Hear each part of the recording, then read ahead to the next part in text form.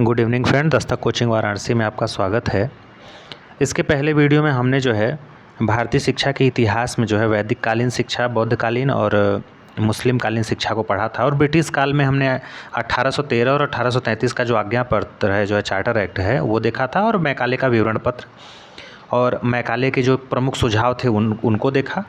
और लास्ट में जो है आपके जो है छनाई का जो सिद्धांत है, जिसमें कहा गया था कि जो है कंपनी के पास इतना पैसा नहीं है या कंपनी जो है पूरे भारतीयों के शिक्षा का जो है खर्च नहीं उठा सकती है, तो कंपनी ने कहा कि हम कुछ जो है उच्च वर्गीय लोगों को जो है शिक्षित करेंगे, जो है अंग्रेजी का ज्ञान देंगे और उससे जो है धीरे धीरे छनाई के सिद्धांत का पालन करते हुए अर्थात छनते हुए निम्न स्तर के लोगों को तक जो है वो जो है शिक्षा पहुँचेगी। तो इसके बाद हम देखते हैं आज के वीडियो में जो है आकलैंड का जो घोषणा पत्र है। देखिए, आकलैंड महोदय ने जो है 1839 में अपना घोषणा पत्र दिया था और इनके घोषणा पत्र के बाद जब 31,000 रुपये की जो है धनराशि जो है 5 वादियों को जो है आवंटित कर दी गई, तो इसका जो है पाश्चात्य विवाद का क्या हो गया, लगभग 26 वर्षों के बाद जो है अंत हो गया। अब इसके बाद देखिए वुड साहब का बहुत ही इंपॉर्टेंट घोषणा पत्र है, जिसको हम वुड का डिस्पैच कहते हैं। इन्होंने जो है मैकाले साहब की कुछ चीज़ों का जो है इन्होंने विरोध किया है। तो पहले हम ये जान लेते हैं कि ये जो है देखिए 19 जुलाई 1854 को जो है ये आया। इसमें 100 अनुच्छेद हैं वुड के घोषणा पत्र में। अध्यक्ष खुद चार्ल्स वुड हैं। इसका अगर अन्य नाम पूछा जाए तो भारतीय शिक्षा का मैग्ना कार्टा, मतलब बहुत ही समझ लीजिए कि शिक्षा के क्षेत्र में जो है भारतीय शिक्षा में जो है ये मैग्ना कार्टा सिद्ध हुआ है। और एक चीज़ इसमें पॉइंट नोट करने लायक है कि वुड भारत में बोर्ड ऑफ कंट्रोल के क्या थे, अध्यक्ष थे। अब देखिए हम देखते हैं कि वुड का जो है प्रमुख सुझाव क्या था या सिफारिशें क्या थी। तो पहली सिफारिश तो यही थी कि मैकाले की छनाई सिद्धांत को क्या किया जाए, बंद किया जाए। माने वुड बोले कि मैकाले की जो छनाई की नीति है, कहने का मतलब छनाई की नीति ये कहती है कि हम जो कुछ भारतीय हैं उच्च वर्ग के, उनको ही शिक्षित करें, उनको ही अंग्रेजी का ज्ञान दें और उनके माध्यम से जो है शिक्षा, अंग्रेजी शिक्षा धीरे धीरे निम्न वर्ग के लोगों तक क्या करेगी, छनते छनते पहुँचेगी। तो इस नीति को मैकाले ने क्या किया, मैकाले के जो है वुड ने मना कर दिया या बंद कर दिया इस नीति को। जो सुझाव था, दूसरा सुझाव था कि भारत में शिक्षा का माध्यम किसी भी भाषा को बनाए जाने के लिए क्या दिया जाए, छूट दिया जाए। इससे पहले क्या था, मैकाले ने कहा था कि भारत में शिक्षा का माध्यम क्या बनाया जाए, अंग्रेजी ही बनाया जाए, क्योंकि भारत का जो है कोई भी एक राष्ट्रभाषा नहीं है। तो इसको जो है वुड ने क्या किया, मना किया, बोला कि भारत में शिक्षा का माध्यम कोई भी भाषा हो सकता है, इसको छूट दी जाए भारतीयों को। तीसरा क्या है, भारत में कंपनी भारतीयों की शिक्षा का भार वहन करे। अब देखिए, कंपनी ने कहा था कि हम सभी भारतीयों को शिक्षित करने का भार उठा नहीं सकते हैं। इस नीति का विरोध करते हुए वुड ने कहा कि कंपनी को जो है भारतीय शिक्षा का जो है भारतीयों की शिक्षा का भार वहन करना पड़ेगा। जो है अन्य क्या है पॉइंट, कि भारत में एक सिस्टम बनाया जाए। कैसा सिस्टम, कि जिसमें जो पढ़ाई का माध्यम हो, जो शिक्षा का माध्यम हो, प्राथमिक, मिडिल, हाई स्कूल, कॉलेज एवं विश्वविद्यालय के रूप में क्या हो, एक क्रम के रूप में हो कि प्राथमिक के बाद मिडिल, मिडिल के बाद हाई स्कूल एवं कॉलेज और कॉलेज के बाद विश्वविद्यालय, एक क्रमबद्ध तरीके से हो। नेक्स्ट है कि जो भारत में जो शिक्षा का माध्यम है, चाहे जो भी आप क्रमबद्ध तरीके से जो है स्कूल कॉलेज बना रहे हैं, उसका एक स्टैंडर्ड हो, एक मानक हो, और वो मानक कौन हो, लंदन विश्वविद्यालय हो। और इसी को मानक मान करके लंदन विश्वविद्यालय को भारत में बम्बई, कलकत्ता, मद्रास जैसे शहरों में विश्वविद्यालय क्या किए जाएँ, स्थापित किए जाएँ। ये वुड का जो है क्या था, सिफारिश था। और क्या था कि भारत के प्रत्येक राज्य, माने हर राज्य में जन शिक्षा विभाग की क्या की जाए, स्थापना की जाए और इसका जो सबसे बड़ा अधिकारी हो वो जन शिक्षा संचालक हो। अब देखिए और क्या है, और इन्होंने कहा कि प्राथमिक स्तर पर शिक्षा का माध्यम देसी भाषाएं या फिर अंग्रेजी किसी को भी बनाया जाए, माने छूट दे दी जाए कि चाहे आप अंग्रेजी लीजिए, चाहे कोई भी देसी जो है आपके मातृभाषा हो, चाहे कोई भी भाषा, उसको आप बना सकते हैं। अब लेकिन इसमें एक चीज़ देखिए, ध्यान रखिए, इन्होंने ये तो जरूर कहा कि प्राथमिक शिक्षा का माध्यम जो है कोई भी भाषा हो या देसी भाषा या अंग्रेजी हो, लेकिन उच्च शिक्षा का माध्यम अंग्रेजी ही बरकरार रहे। उच्च शिक्षा का माध्यम क्या रहे, अंग्रेजी ही रहे। और क्या कहा कि भारत में नए विश्वविद्यालय न खोले जाएं, बल्कि इसके बजाय जो पहले से चल रहे हैं उन्हें क्या किया जाए, सहायता अनुदान राशि दी जाए। कहने का मतलब यह है कि अगर हम नए नए कॉलेज और विश्वविद्यालय खोलेंगे तो उससे बहुत ज़्यादा धन और समय की बर्बादी होगी। इससे अच्छा ये है कि जो पहले से चल रहे हैं उनको क्या किया जाए, प्रोत्साहित किया जाए, पैसा दिया जाए, उनको सिस्टम बनाया जाए ताकि उसी में सुधार किया जाए। और क्या कहा गया कि स्त्री शिक्षा, मुसलमानों की शिक्षा के लिए विशेष प्रयास किया जाए। कहने का मतलब है कि स्त्रियों के और मुसलमानों की शिक्षा के लिए क्या किया जाए, विशेष प्रयास किया जाए। और क्या है कि भारतीयों को प्राथमिक स्तर से ही व्यावसायिक शिक्षा दी जाए। कहने का मतलब कि देखिए गांधी जी भी इसी के पक्ष में थे कि बच्चों को शिक्षा इस प्रकार से दी जाए कि वो उनके जीवन उपयोगी हो, जीवन से जुड़ा हो। तो इन्होंने भी इसकी जो है एक वकालत की है कि भारतीयों को प्राथमिक स्तर माने छोटे स्तर से ही उनको व्यवसाय या हस्तशिल्प की क्या दी जाए, शिक्षा दी जाए। और क्या कहा कि भारत में शिक्षकों की कुशलता के अभाव को देखते हुए इंग्लैंड की तरह शिक्षक प्रशिक्षक की व्यवस्था की जाए। कहने का मतलब कि एक कुशल शिक्षक हो। और क्या है कि जन शिक्षा का क्या हो, प्रचार प्रसार हो। अब देखिए और क्या है इसमें कि वुड के इस घोषणा पत्र में संपूर्ण भारतीय जनता की शिक्षा की बात की गई तथा इसके लिए 5 महत्वपूर्ण लेने की बात कही गई। वुड साहब ने कहा कि जो है संपूर्ण भारतीयों के लिए क्या हो, शिक्षा की व्यवस्था हो। और 5 महत्वपूर्ण निर्णय लेने की बात क्या कही कि प्राथमिक एवं माध्यमिक विद्यालयों की संख्या क्या की जाए, बढ़ाई जाए।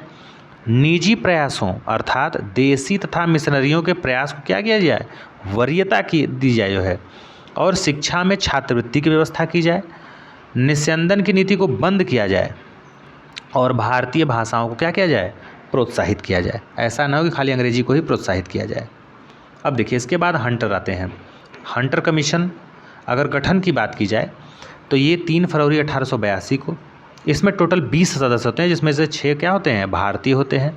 अध्यक्ष की बात की जाए तो इसमें खुद विलियम हंटर हैं। अगर इसके उपनाम की बात की जाए या कि अन्य किस नाम से जाना जाता है तो भारतीय शिक्षा आयोग या फिर भारत का पहला शिक्षा आयोग अगर कहा जाए तो हंटर कमीशन। अगर इसके विस्तार की बात की जाए तो लगभग 600 पेज हैं इसमें और 220 जो है अनुच्छेद हैं। और नोट करने वाली बात यही है कि भारत का पहला शिक्षा आयोग हंटर आयोग था। अगर आपसे पूछे कि भारत का पहला शिक्षा आयोग तो हंटर आयोग। अब देखिए हंटर कमीशन की जो है प्रमुख सिफारिशें क्या है, जैसे वुड का जो है सिफारिश था वैसे ही हंटर का क्या है, देखिए शिक्षा को लेके कि सरकार प्राथमिक शिक्षा की जिम्मेवारी स्थानीय निकायों पर छोड़ दे। कहने का मतलब जो सरकार है, जो बेसिक एजुकेशन है, जो प्राइमरी लेवल का एजुकेशन है, उसकी जिम्मेदारी वहाँ के लोकल लोगों पे छोड़ दे और उच्च शिक्षा की जिम्मेदारी भारतीय एवं अन्य संगठनों के व्यक्तिगत प्रयासों पर क्या करे, छोड़ दे।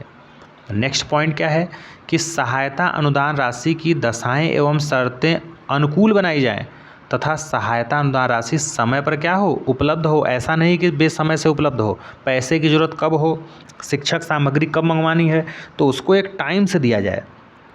नेक्स्ट क्या है कि सहायता अनुदान राशि पाने के मानकों संबंधी नियमों से स्कूल के प्रबंधक एवं प्रधानाचार्यों को क्या किया जाए, अवगत करा दिया जाए। कहने का मतलब कि विद्यालय के जो प्रबंधक और प्रधानाचार्य हैं उनको क्या किया जाए कि जो सहायता अनुदान राशि मिलती है उसके क्या स्टैंडर्ड है, क्या मानक है, कहाँ कहाँ किस क्षेत्र में कितना खर्च करना है, इसकी जानकारी क्या किया जाए, उनको बता दिया जाए। और क्या है कि विद्यालय को सहायता अनुदान राशि देने से पहले विद्यालय का क्या हो, निरीक्षण हो। ऐसा नहीं है कि जो है ऐरा गैरा किसी को भी दे दिया जाए। पहले विद्यालय का क्या हो, निरीक्षण हो, उसका मानक देखा जाए, फिर अनुदान राशि की क्या की जाए, व्यवस्था की जाए। नेक्स्ट है कि सहायता अनुदान राशि क्या है, अलग अलग कार्यों के लिए दिया जाए। कहने का मतलब ये नहीं कि एक ही कार्य के लिए, अलग अलग कार्यों के लिए दिया जाए। और भारतीय प्राथमिक शिक्षा का भार जो है स्थानीय निकाय उठाए तथा खर्च निकालने के लिए वे कर लगा सकते हैं। कहने का मतलब ये कहा गया कि प्राइमरी लेवल पे जो एजुकेशन है उसको तो स्थानीय निकायों पर छोड़ दिया जाए और अगर पैसे के खर्च के लिए मतलब पैसे की ज़रूरत के लिए अपना खर्च कैसे वो वहन कर, तो उसके लिए कुछ क्या कर सकते हैं, कर लगा सकते हैं। इसके अलावा प्रांतीय सरकारें कुल खर्च का 1/2 या 1/3 स्थानीय सरकारों को क्या करेंगी, देंगी। ये जो है आपके हंटर कमीशन की प्रमुख सिफारिशों में था। और क्या है कि प्राथमिक शिक्षा का माध्यम देखिए भारतीय भाषाएं रखी जाएं तथा पाठ्यक्रम तय करना प्रांतों की जिम्मेदारी हो, लेकिन पशुपालन, चिकित्सा, बही खाता, मछली पालन, कृषि जैसे जीवन उपयोगी रोजगार देने वाले विषयों को भी पाठ्यक्रम में क्या किया जाए, शामिल किया जाए। जैसा आपने देखा कि वुड ने भी यही कहा था और हंटर साहब ने भी यही कहा है। और क्या है कि पिछड़ी जातियों एवं आदिवासियों की शिक्षा के लिए विशेष प्रयास किए जाएं। सहायता अनुदान राशि देने में देसी पाठशालाओं, मदरसों तथा अंग्रेजी मिशनरियों के स्कूलों के बीच कोई भी क्या हो, भेदभाव न हो। ऐसा नहीं कि अनुदान राशि देना है तो आप देसी और मदरसा या फिर अंग्रेजी मिशनरियों में क्या करें, भेदभाव करें। सबके लिए समान हो, समान नज़रिए से समान रूप से क्या किया जाए, आवंटन किया जाए पैसे का। नेक्स्ट है माध्यमिक शिक्षा के संबंध में सुझाव। अब देखिए माध्यमिक शिक्षा के संबंध में इनका क्या सुझाव है। इनका सुझाव ये है कि माध्यमिक शिक्षा की जिम्मेदारी धनी व्यक्तियों या संगठनों पर छोड़ देनी चाहिए। सिर्फ उन्हीं क्षेत्रों में माध्यमिक विद्यालय सरकार स्थापित करे जहां निजी प्रयास क्या हो, शून्य हो। कहने का मतलब कि माध्यमिक शिक्षा की जो जिम्मेदारी है वो धनी लोगों पर छोड़ दे और प्रयास वहाँ करे जहाँ निजी प्रयास क्या हो, शून्य हो। जहाँ निजी प्रयास एक्टिव है, चल रहा है, वहाँ पे भी इसका जो है ज़रूरत नहीं है। और माध्यमिक शिक्षा की पाठ्यक्रम को 2 भागों में विभाजित किया जाए। पहला साहित्यिक पाठ्यक्रम हो और दूसरा क्या हो, व्यावसायिक हो। तो साहित्यिक में उन छात्रों के लिए जो बाद में उच्च शिक्षा लेना चाहते हैं और व्यावसायिक में उन छात्रों के लिए जो माध्यमिक शिक्षा पूरी करके रोजगार पाना चाहते हैं, उनको व्यावसायिक पाठ्यक्रम में जो है शामिल किया जाए। अब देखिए उच्च शिक्षा के लिए सुझाव क्या क्या है।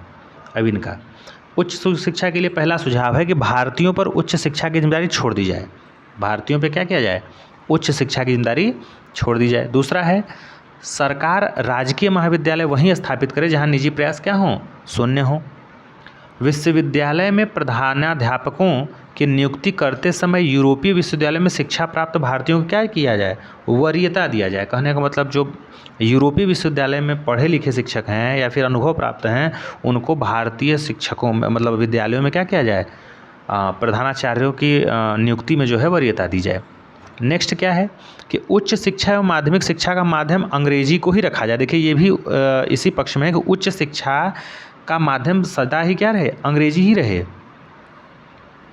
आयोग ने पिछड़ी जाति पहाड़ी जाति, अनुसूचित जनजाति एवं मुसलमानों तथा पिछड़ी जाति की शिक्षा के लिए विशेष प्रयास करने की क्या की, सिफारिश की। आयोग ने कहा कि जो अनुसूचित जाति हो, मुसलमान हो, पिछड़ी जाति हो या फिर पहाड़ी जाति हो, इनके लिए शिक्षा के लिए क्या किया, एक विशेष प्रयास किया जाए ताकि ये शिक्षा से वंचित न रहें। अब देखिए अब हम पढ़ेंगे लॉर्ड कर्जन के शैक्षिक सुधार। देखिए अलग अलग जो है अंग्रेज गवर्नर वगैरह आए जो है अलग अपना सुझाव दिए शिक्षा के क्षेत्र में। तो अब देखिए कर्जन के शैक्षिक सुधार क्या क्या हैं। तो कर्जन के शैक्षिक सुधार में बात की जाए तो पहला इसमें दिया है, देखिए शिमला शिक्षा सम्मेलन जो 1901 में हुआ था। इसमें लॉर्ड कर्जन ने शिमला में एक शिक्षा सम्मेलन बुलाया और एक के बाद लगभग 150 प्रस्ताव जो है पास कर दिए। कितना, 150 के लगभग। क्योंकि किसी भी भारतीय को इस सम्मेलन में नहीं बुलाया गया था, इसलिए इसे कुछ इतिहासकार गुप्त शिक्षा सम्मेलन भी कहते हैं। अगर गुप्त शिक्षा सम्मेलन की बात आए तो शिमला शिक्षा सम्मेलन जो कि लॉर्ड कर्जन के द्वारा जो है शिमला में बुलाया गया था 1901 में, इसे कहा जाता है। इसके बाद है विश्वविद्यालय आयोग 1902 का। 1902 का देखिए विश्वविद्यालय आयोग, इसका कारण क्या है। कारण यह है कि विश्वविद्यालयों में शिक्षकों की संख्या कम तथा छात्रों की संख्या बहुत अधिक थी। कहने का मतलब कि शिक्षक और छात्र का एक अनुपात होना चाहिए, एक मानक होना चाहिए।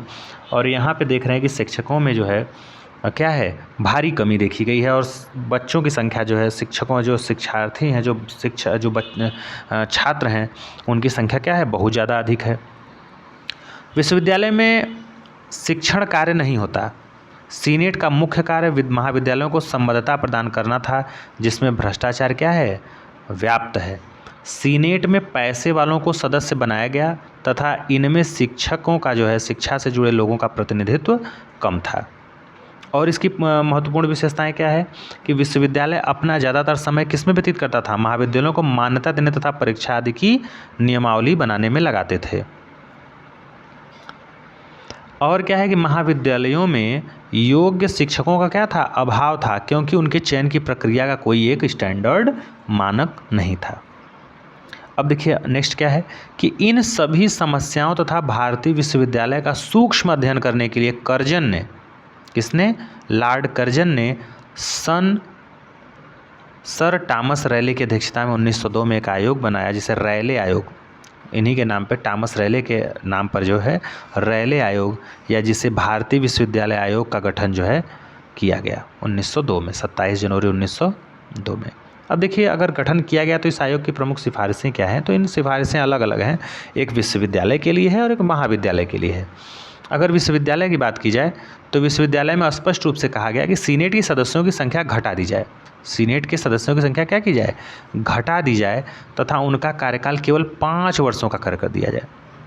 और प्रत्येक वर्ष सीनेट में 20% नए सदस्य क्या हों, माने 1/5 सदस्य नए जो है चुने जाएं, जिसमें शिक्षाविद, प्राध्यापक तथा विश्वविद्यालय के कर्मचारी का स्थान भी क्या हो, निश्चित हो।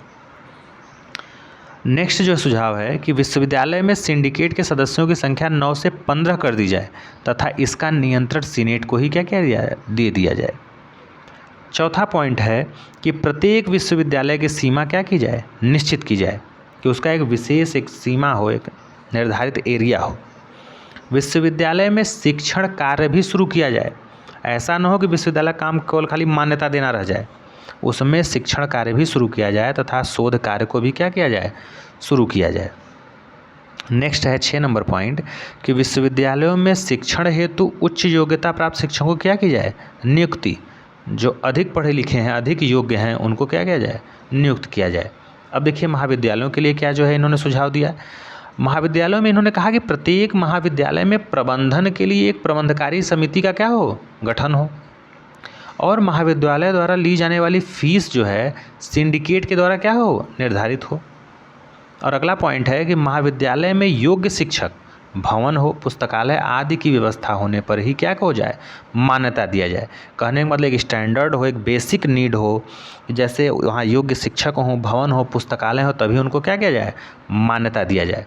और जिन महाविद्यालयों में ऐसी अनियमितता पाई जाए जहाँ पे ये सिस्टम न हो, या कुछ अगर आपको डाउट हो तो उसको क्या किया जाए, बंद कर दिया जाए। नेक्स्ट सुझाव है कि महाविद्यालयों के शिक्षकों की नियुक्ति क्या हो, निष्पक्ष रूप से विश्वविद्यालय में की जाए, और महाविद्यालयों में सिर्फ स्नातक तक की कक्षाएं क्या हो, चालू रहें।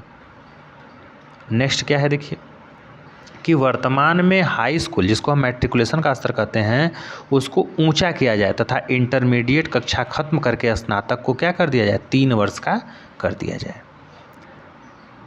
ये जो है आपका क्या था, विश्वविद्यालय आयोग 1902 का प्रमुख सुझाव था। अब हम देखेंगे विश्वविद्यालय जो है अधिनियम 1904। अब देखिए, रैले की अध्यक्षता में बनाए गए आयोग की सिफारिशों को कर्जन ने 1903 में केंद्रीय धारा सभा, जिसको सेंट्रल इंपीरियल जो है काउंसिल के सामने क्या किया था, रखा था, और 21 मार्च 1904 को इन सिफारिशों को सभा की मंजूरी क्या की गई, मिल गई, और इसे भारतीय विश्वविद्यालय अधिनियम 1904 के रूप में क्या किया गया, जाना गया। अब इसके प्रमुख प्रावधान क्या थे विश्वविद्यालय अधिनियम 1904 के, इसको हम देखते हैं। पहला है कि किसी भी विश्वविद्यालय में सीनेट में कम से कम 50 तथा अधिक से अधिक 100 सदस्य होंगे, और जिनका कार्यकाल क्या होगा, 5 वर्ष का होगा। दूसरा है, प्रत्येक विश्वविद्यालय की सीनेट में कुछ निर्वाचित सदस्य भी होंगे, और जिनकी संख्या कलकत्ता, बम्बई तथा मद्रास विश्वविद्यालयों में जो है कम से कम 20 तथा अन्य विश्वविद्यालय में कम से कम 15 क्या होगी। और महाविद्यालयों की अगर मान्यता प्रदान संबंधी नियम और कठोर किए जाएं, और सिंडिकेट को नियमित तौर पर महाविद्यालयों का निरीक्षण करने के लिए कहा जाए। तो 1904 में कहा गया इसमें सिफारिशों में कि महाविद्यालयों की मान्यता प्रदान करने संबंधी जो नियम हो वो और कठोर कर दिए जाएं, और सिंडिकेट को नियमित तौर पर महाविद्यालयों का निरीक्षण करने के लिए क्या किया जाए, कहा जाए। नेक्स्ट क्या है कि विश्वविद्यालयों का कार्य क्षेत्र निर्धारित किया जाए तथा विश्वविद्यालयों में शिक्षण कार्य एवं शोध कार्य भी क्या किए जाए, शुरू किए जाएं। तो ये प्रमुख सिफारिशें थी इसमें। अब देखिए लॉर्ड कर्जन की शिक्षा नीति। अब लॉर्ड कर्जन की शिक्षा नीति ये भी बहुत इंपॉर्टेंट है, इनके द्वारा शैक्षिक सुधार किया गया है। तो लॉर्ड कर्जन ने 11 मार्च 1904 को जो है अपनी शिक्षा नीति की जो है घोषणा की थी, जिसके प्रमुख सुझाव क्या है, निम्नलिखित हैं। पहले सुझाव क्या था लॉर्ड कर्जन का कि स्थानीय जो सरकारें हैं वो अपना कर संग्रह सिर्फ प्राथमिक शिक्षा पर ही न व्यय करें, बल्कि प्रांतीय सरकारें प्राथमिक शिक्षा के कुल व्यय का आधा वहन करें। दूसरा पॉइंट क्या है कि प्राथमिक शिक्षा में अंग्रेजी को हटाकर भारतीय भाषाओं को क्या किया जाए, जगह दिया जाए। प्राथमिक शिक्षा की बात कर रहा हूँ। और पाठ्यक्रम स्थानीय आवश्यकताओं के क्या हो, अनुरूप हो, तथा शिक्षण विधि में किंडरगार्टन प्रणाली का क्या हो, प्रयोग किया जाए, माने खेल कूद विधि से। नेक्स्ट क्या है कि माध्यमिक शिक्षा की जो है पाठ्यक्रम को उच्च स्तर का बनाया जाए तथा इनमें जो है व्यावसायिक विषयों को भी क्या किया जाए, जगह दिया, जैसे मत्स्य पालन है, आपका जो है मुर्गी पालन है, मतलब हस्तशिल्प से रिलेटेड जितना भी है आपके व्यवसाय जीवनोपयोगी। नेक्स्ट है कलकत्ता विश्वविद्यालय आयोग। कलकत्ता विश्वविद्यालय आयोग जिसे हम सैडलर आयोग के नाम से भी क्या करते हैं, जानते हैं। अब देखिए सैडलर आयोग की बात करें तो इसकी पृष्ठभूमि को अगर हम देखें तो इसकी पृष्ठभूमि यह है कि सरकार लंबे समय से उच्च शिक्षा में सुधार के बारे में क्या कर रही थी, सोच रही थी। और उच्च शिक्षा में अभी भी अंग्रेजी को ही क्या किया गया था, अनिवार्य कर दिया गया था। अब इसमें देखिए क्या है कि बंगाल प्रांत के जन शिक्षा संचालक आशुतोष मुखर्जी ने जो है सरकार का ध्यान कलकत्ता विश्वविद्यालय में बढ़ती छात्रों की भीड़ तथा विश्वविद्यालय के प्रबंधन एवं प्रशासक में आने वाली समस्याओं की तरफ क्या किया, खींचा। तो ये बंगाल प्रांत के जो है जन शिक्षा संचालक थे आशुतोष बनर्जी, इन्होंने सरकार का ध्यान क्या किया, अपने और आकर्षित किया। किस वजह से, क्योंकि जो है कलकत्ता विश्वविद्यालय में छात्रों की संख्या बढ़ती जा रही थी, भीड़ बढ़ता जा रहा था। अब क्या है कि विश्वविद्यालय में छात्रावास की सुविधा देने तथा स्नातक कक्षाएं आदि चलाने के लिए भी मांग उठ रही थी। ठीक है। अब देखिए जब ये सब हुआ तो इसका परिणाम क्या हुआ। अब देखिए परिणाम 1917 से 1919 इन सभी बिंदुओं, खास करके जो है कलकत्ता विश्वविद्यालय की जो समस्याओं के अध्ययन के लिए जो है इंग्लैंड की लीड्स यूनिवर्सिटी के कुलपति जो माइकल सैडलर की अध्यक्षता में जो है 14 सितंबर 1917 में एक आयोग का गठन किया गया। देखिए, और जितनी समस्याएं ऊपर बताई गई उनके निवारण के लिए एक आयोग बनाया गया। किसकी अध्यक्षता में, माइकल सैडलर के। और ये कौन थे, ये जो है लीड्स यूनिवर्सिटी के क्या थे, कुलपति थे। और ये लीड्स यूनिवर्सिटी कहाँ है, इंग्लैंड में। तो इनको जो है इस आयोग का अध्यक्ष बनाया गया। कब गठित हुआ आयोग, 14 सितंबर 1917 को। अब इस आयोग में जो सैडलर की अध्यक्षता में बना था, इसमें कुल 7 सदस्य थे और ये लगभग 17 महीने तक इस आयोग ने गहन अध्ययन किया, जिसमें माध्यमिक शिक्षा का अध्ययन भी क्या था, शामिल था। और इस आयोग ने मई 19 में, आप सोच सकते हैं कि 14 सितंबर 1917 को यह आयोग बना और मई 1919 में ये अपनी रिपोर्ट जो है प्रस्तुत करता है। और कितने भागों में, 17 भागों में। हम आयोग की सिफारिशों को 3 भागों में बांट सकते हैं और ये इतना बड़ा इसमें जो है आपस सिफारिश है तो इसको हम 3 पार्ट में डिवाइड करके देखेंगे। पहला कि माध्यमिक शिक्षा के लिए क्या सुझाव दिया इन्होंने, सभी विश्वविद्यालयों के लिए क्या दिया और कलकत्ता विश्वविद्यालय के लिए जो है क्या दिया। तो चलिए देखते हैं माध्यमिक शिक्षा के लिए सुधार। अब देखिए माध्यमिक शिक्षा के सुधार के लिए बात की जाए तो इसमें कहा गया कि अंग्रेजी तथा गणित को छोड़ करके सभी विषय क्षेत्रीय भाषा में क्या किया जाए, पढ़ाया जाए। माने अंग्रेजी और गणित को आप छोड़ दीजिए तो सभी जो विषय हैं वो आपके क्षेत्रीय भाषा जो लोकल लैंग्वेज है उसमें पढ़ाया जाए। इंटरमीडिएट की कक्षाएं विश्वविद्यालय से अलग कर दी जाएं, या तो इंटर कॉलेज अलग से खोले जाएं या उनकी कक्षाएं हाई स्कूल में ही जोड़ दी जाएं। और इंटर कक्षाओं में कला, वाणिज्य, विज्ञान, चिकित्सा, इंजीनियरिंग आदि को कक्षाएं क्या कर दी जाएं। और प्रत्येक प्रांत में माध्यमिक शिक्षा बोर्ड स्थापित किया जाए जो इंटर हाई स्कूल के विद्यालयों को क्या करे, मान्यता दे और मानकों के अनुरूप उनको क्या करे, निगरानी रखे। ये देखिए प्रमुख जो है सुधार किए गए। और इंटर की कक्षाओं में शिक्षक छात्र अनुपात कम से कम क्या हो, रखा जाए ताकि शिक्षा व्यवस्था सही से सुचारू रूप से चल सके। अब देखिए सभी विश्वविद्यालयों के लिए क्या सुझाव थे। अगर विश्वविद्यालयों के सुझाव की बात करें तो उसमें कहा गया कि विश्वविद्यालयों के सरकारी नियंत्रण से तथा माध्यमिक शिक्षा के भार से मुक्त किया जाए। मतलब जो विश्वविद्यालय वो सरकार के नियंत्रण से थोड़ा हटे, इस पर नियंत्रण न हो। और विश्वविद्यालय में सीनेट के स्थान पर कोर्ट तथा सिंडिकेट के स्थान पर कार्यकारिणी जो है परिषद का क्या किया जाए, गठन किया जाए। और क्या कहा कि विश्वविद्यालयों में पाठ्यक्रम निर्माण तथा परीक्षा संबंधी नियम आदि तैयार करने के लिए अध्ययन बोर्डों की क्या की जाए, स्थापना किया जाए तथा विद्वत परिषदों की क्या की जाए, स्थापना की जाए। और देखिए सिफारिशें क्या है कि कुलपतियों के पद वैतनिक बनाए जाएं तथा सभी विषयों के लिए विभाग बनाया जाए जिनका एक क्या हो, विभागाध्यक्ष, जो कि अभी भी चला रहा है। नेक्स्ट है कि विश्वविद्यालय में इंटर पास छात्र को प्रवेश दें तथा स्नातक पाठ्यक्रम 3 वर्ष का क्या कर दें, बना दें। अब देखिए तीसरा है स्पेशली कलकत्ता विश्वविद्यालय के लिए, देखिए क्या सुझाव दिया इन्होंने। अब कलकत्ता विश्वविद्यालय के लिए जो है कहा गया कि ढाका जैसे शहरों में आवासीय शिक्षण विश्वविद्यालय खोले जाएं ताकि कलकत्ता विश्वविद्यालय के भार को क्या किया जाए, कम किया जा सके। और कलकत्ता नगर से बाहर स्थित महाविद्यालयों को इस तरह से शिक्षा के लिए तैयार किया जाए कि भविष्य में इन्हें विश्वविद्यालयों में क्या किया जाए, चेंज किया जा सके, बदला जा सके। और क्या सुझाव था कलकत्ता विश्वविद्यालय के लिए कि कलकत्ता नगर में स्थित जितने भी महाविद्यालय हैं उनको कलकत्ता विश्वविद्यालय से क्या किया जाए, जोड़ दिया जाए ताकि छात्रों की भीड़ क्या हो, कम हो सके। और कहा गया कि कलकत्ता विश्वविद्यालय में पर्दासीन महिलाओं की शिक्षा का भी क्या किया जाए, प्रबंध किया जाए। और इसमें कहा गया कि इसके अलावा आयोग ने महिलाओं के लिए विशिष्ट महिला शिक्षा बोर्ड स्थापित करने तथा माध्यमिक स्तर पर पर्दा स्कूल स्थापित करने की क्या की, सिफारिश की इस जो है आयोग ने। और इस आयोग की प्रमुख सिफारिशों में क्या था कि शिक्षक शिक्षा को बेहतर करने के लिए स्नातक स्तर पर शिक्षा शास्त्र विषय को क्या करें, शामिल करें। अब इसमें देखिए हम गोखले बिल है जो है 1911 का, तो इसको देखेंगे।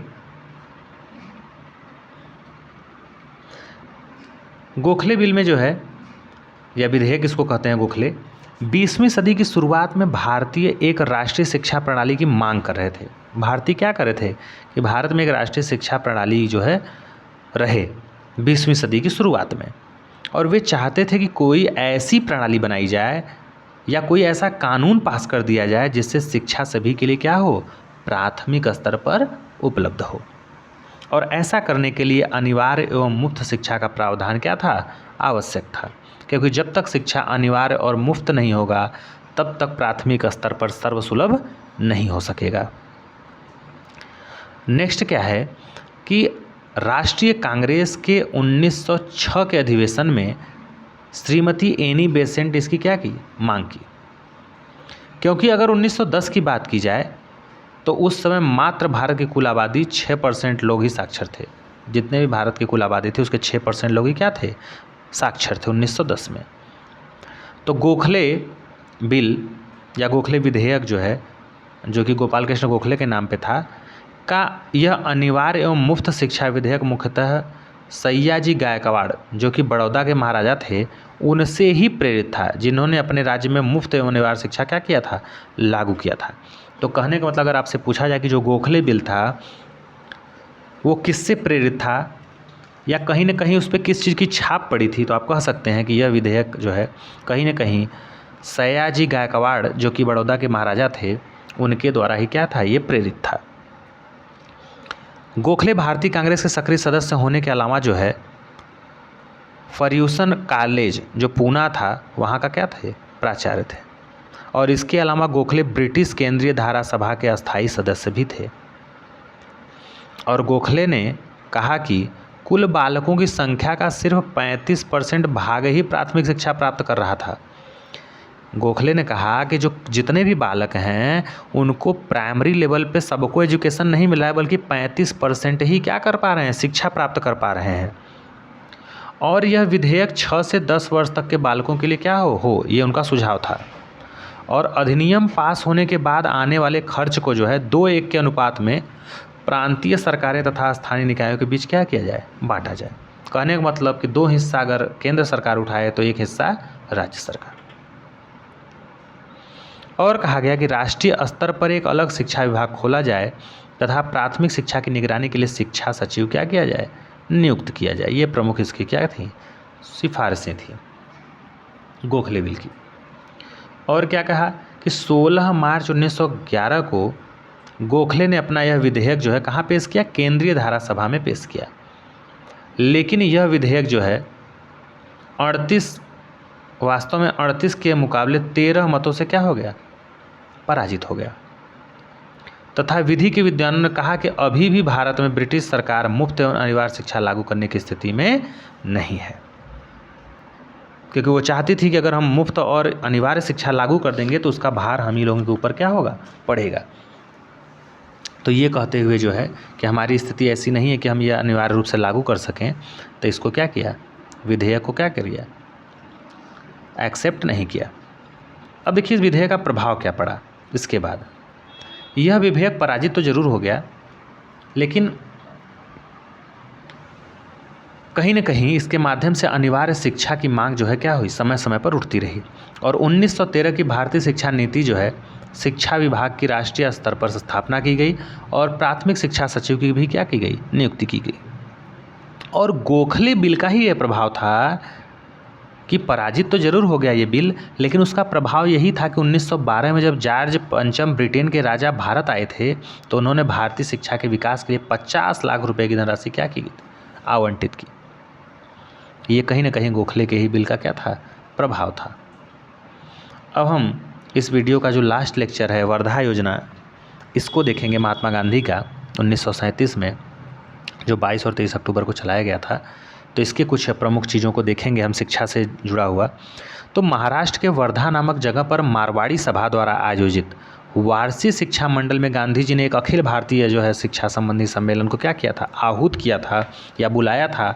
और इस सम्मेलन में अगर वास्तव में बात की जाए तो 22-23 अक्टूबर 1937 को जो है बुलाया गया था, जिसमें गांधी ने एक व्यावसायिक शिक्षा प्रणाली की नींव रखने की बात की, जो आगे चल के जो है बेसिक शिक्षा प्रणाली के नाम से जाना गया। और इसे हम वर्धा योजना या फिर बुनियादी तालीम के नाम से भी क्या करते हैं, जानते हैं। और यही नहीं, गांधी जी अपने पत्र हरिजन में भी उन्होंने लिखा है कि यह शिक्षा 7 वर्ष या उससे ऊपर के अधिक समय के लिए हो, जिससे अंग्रेजी छोड़कर वे सभी विषय क्या करें, पढ़ाए जाएं। जो मैट्रिकुलेशन अर्थात हाई स्कूल में पढ़ाए जाते हैं, साथ ही साथ इसमें हस्तशिल्प की शिक्षा भी क्या की जाए, दी जाए, ताकि बच्चा आगे चल के रोजी रोटी कमाने के क्या हो, लायक हो सके, आगे चल के वो भटक न सके। ठीक है, ये कब लिखा, 2 अक्टूबर 1937 को। तो देखिए बेसिक शिक्षा प्रणाली जो इन्होंने दिया है उसके 7 पॉइंट क्या क्या हैं। तो 7 पॉइंट ऐसे हैं कुछ कि पहला है कि यह 7 वर्ष से शुरू कर 14 माने 7 से 14 वर्ष जो अभी भी आप देख रहे हैं अनिवार्य और मुफ्त शिक्षा लागू है, ये 7 वर्ष से 14 वर्ष की उम्र तक चलने वाली शिक्षा हो। दूसरा इन्होंने कहा कि यह शिक्षा, यह प्राथमिक शिक्षा का भाग हो जो संपूर्ण देश में एक जैसी और निःशुल्क हो, माने एक जैसी हो, कहीं अलग इधर भेदभाव न हो। और इस शिक्षा का माध्यम क्या हो, मातृभाषा हो। और क्या है कि यह शिक्षा देश की ग्रामीण जनता की आवश्यकताओं का क्या हो, अनुकूल हो। इसमें भाषा, गणित, विज्ञान आदि शिक्षा के साथ साथ सफाई, आचरण आदि को भी शामिल करते हुए माता पिता के कार्यों में हाथ बटाने की ट्रेनिंग भी क्या किया जाए, इसमें दी जाए, बेसिक एजुकेशन में। और है कि इसमें कृषि तथा अन्य हस्त कौशलों की जो है क्या की जाए, शिक्षा दी जाए। और एक पॉइंट है कि बालकों को हस्त कौशलों की शिक्षा द्वारा क्या किया जाए, स्वावलंबी बनाया जाए।